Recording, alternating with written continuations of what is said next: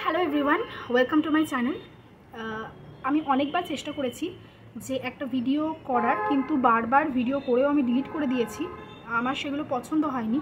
যখন আমি ক্যামেরার সামনে বসে বলতে শুরু করি তখন আমার আর কোনো কন্ট্রোল থাকে না, আমি অনেক কিছু বলে ফেলি যেগুলো আমার তারপরে আর পছন্দ হয় না, আমি ডিলিট করে দিই। তো আজ খুব ক্যাজুয়ালভাবে একটা ক্যাজুয়াল পোশাকে, আমার ব্যাকগ্রাউন্ড থেকে বুঝতেই পারছো একটা বাড়ির ব্যাকগ্রাউন্ড, আমার বাড়ির। তো এভাবে কিছু আপডেট দেওয়ার জন্য বসলাম। আর এই চ্যানেলটার প্রতি আমার একটা দায়বদ্ধতা থাকে, সেই 2021 সাল থেকে আমি খুলেছি। এবং এমন নয় যে আমি ভিডিও পোস্ট করছি না, মানে আমি ভুলে গেছি এই চ্যানেলটার ব্যাপারে, আমার মনেও আছে এবং মাথাতেও আছে। তো সেই জন্য এই একটা আপডেট ভিডিও করা, মানে আমার আপডেট। তো যারা আমাকে চেনো তারা জানো যে আমি পড়াশোনা করছি সরকারি চাকরির জন্য।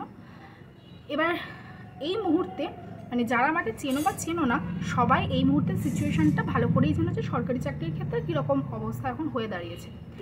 তো এই মুহূর্তে যা অবস্থা, যা কম্পিটিশান, যেরকম দুর্নীতি, সেরকম অবস্থায় যে পারমিউটেশন কম্বিনেশন করে চাকরি পাওয়ার সম্ভাবনা পয়েন্টের থেকেও কম, মানে 0.1% বা 0.2% এরকম অবস্থা। এবার চাকরি কেউ পাচ্ছে না, সরকারি চাকরি অবশ্যই পাচ্ছে, কিন্তু খুব কম সংখ্যক মানুষ, মানে ভ্যাকেন্সি অনেক কম বেরোচ্ছে। কিছু কিছু ভ্যাকেন্সি তো ফুলফিলই করা হচ্ছে না, আবার কিছু ভ্যাকেন্সি মানে যেগুলো ফুলফিল হচ্ছে, বিশেষ করে আমাদের পশ্চিমবঙ্গ সরকারে যে সমস্ত ভ্যাকেন্সি ফুলফিল হচ্ছে সেগুলো খুব ধীরে ধীরে হচ্ছে, মানে 5 বছর ধরে একটা প্রক্রিয়া চলছে। মানে একটা চাকরি পেতে গেলে তুমি যদি আজকে পরীক্ষা দাও তাহলে অন্তত তুমি 3-4 বছর পর সেই চাকরিটা পাবে। এবার প্রক্রিয়া স্লো হয়ে গেছে, আমাদের এজিংটা তো স্লো হয়নি, মানে বয়স এমনিতেই বাড়ছে। আমি যবে থেকে প্রিপারেশন নেওয়া শুরু করেছি খুব বেশি বছর হয়নি, মানে তুলনামূলকভাবে আমি আশেপাশে যত মানুষদেরকে দেখি তার তুলনায় আমার খুব বেশি বছর হয়নি। কিন্তু সেই টাইম স্প্যানের মধ্যে, মানে 3-4 বছর তো একটা কম সময় নয়, তার মধ্যে আমি বেশি পরীক্ষা দিয়ে উঠতে পারিনি, কারণ পরীক্ষাই সেভাবে হয়নি, যেরকম হওয়ার কথা উচিত সেরকম হয়নি। এবার এই মুহূর্তে তো একটা মানসিক চাপ সবারই থাকে, যারা প্রিপারেশন নিচ্ছে তারা জানে। এবার বয়সও বাড়ছে, চোখের তলায় কালিও বাড়ছে, কিন্তু কিছু করা সম্ভব হচ্ছে না। এবার দোষ আমি এখানে কাউকে দিতে পারবো না। সবাই জানে এই যে দুর্নীতির পিছনে কে দায়ী সেটা সবাই জানে, সবাই। অথচ আবার পরের ভোট যখন চলে আসবে তখন সবাই আবার দায়িত্ব সহকারে ভাতা পাওয়ার জন্য আবার সেই একই মানে ফাঁদেই পা দেবে। তো আমি কাউকে এখানে দোষও দিতে চাই না। দোষ আমার, যে আমি হয়তো এতটা এলিজিবল হতে পারছি না যাতে সেই যে মানে কাট অফ লেভেল সেটাকে পার করার মতো আমি এলিজিবল হতে পারছি না। এবার নিজেকে দোষ দিয়েও কোনো লাভ নেই, কারণ নিজেকে দোষ দিয়ে কিন্তু আমি পেটের ভাত জোগাড় করতে পারবো না। সেটা করার জন্য আমাকে কাজ করতে হবে।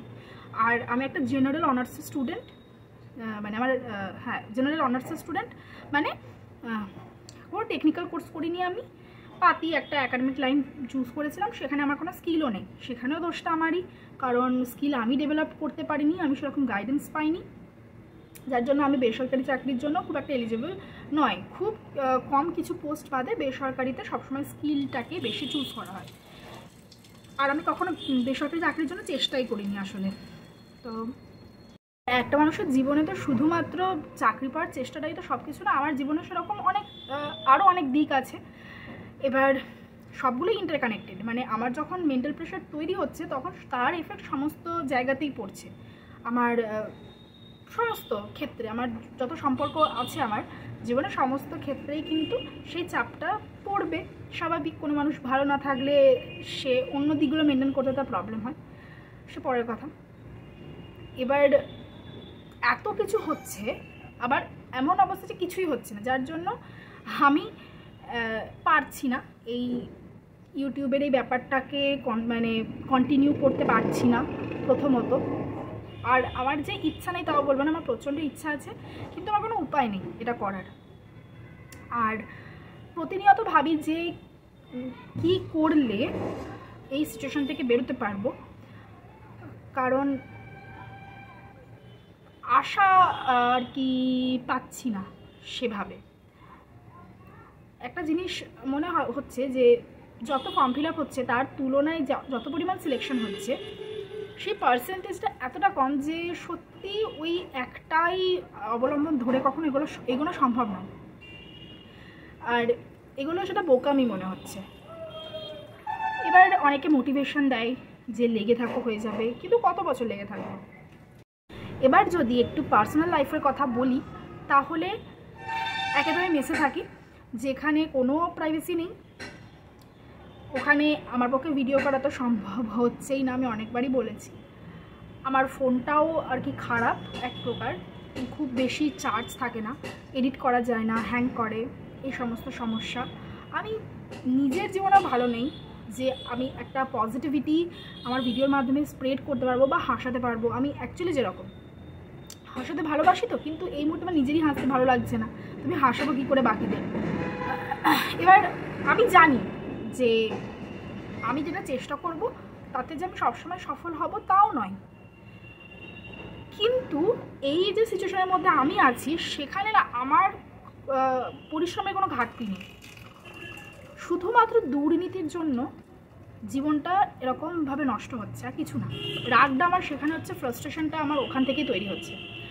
যদি স্বচ্ছভাবে সমস্ত নিয়োগ হতো, আমি মেরিটোরিয়াস নই বলে যদি আমি না পেতাম চাকরি, আমার একটা পরিশ্রমের একটা জায়গা থাকতো বা একটা আশা থাকতো যে আমি পরিশ্রম করলে পাবো। কিন্তু এখানে আমার সেই আশাটা আমি পাচ্ছি না, কারণ আমি জানি আমি যতই পরিশ্রম করি না কেন টাকা দিয়ে অন্য কেউ চাকরিটা নিয়ে চলে যাবে বা কোটা দিয়ে অন্য কেউ চাকরিটা নিয়ে চলে যাবে। কারণ আমি জেনারেল, আমি একটা ভালো নাম্বার পেয়েও আমার থেকে কম নাম্বারে পেয়ে কেউ জাস্ট কোটার জন্য চাকরিটা পেয়ে যাবে। তো এরপরে যে কি করব, কি হবে, সেটা আমি নিজেও জানি না। আমি কিচ্ছু বুঝতে পারছি না যে কি করব এখন। অলরেডি আমার 24+, মানে 25-এর কাছাকাছি বয়স হতে চললো। এরপরে তো আমাকে বিয়েও করতে হবে, আমাকে ভবিষ্যতের কথা ভাবতে হবে। কত বছর আটকে থাকবো একই এই ঘেরাটোপের মধ্যে? কত বছর আটকে? এটাই সবসময় চিন্তায় মাথায় ঘুরছে। আর এটাই হচ্ছে আমার আপডেট আপাতত। তো দ্যাটস অল ফর টুডে।